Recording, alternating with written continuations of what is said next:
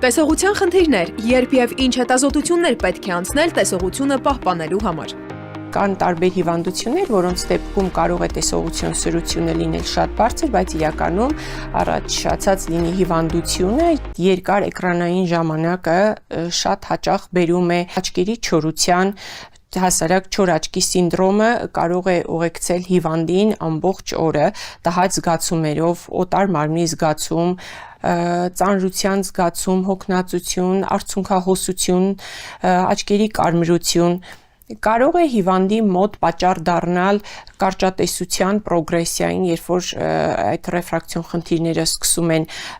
ավելի այսպես պրոգրեսիվել եւ շատ ավելի վատ է, երբ որ երեխաների մասին է խոսքը։ Առաջին գանգատը, որը մարդը նկատում է, դա տեսողության սրության փոփոխությունը կարող է լինել, ճիշտ եք ասում, բայց միևնույն ժամանակ կարող եմ նշել, որ միշտ չի, որ տեսողության սրությունը դա համարվում է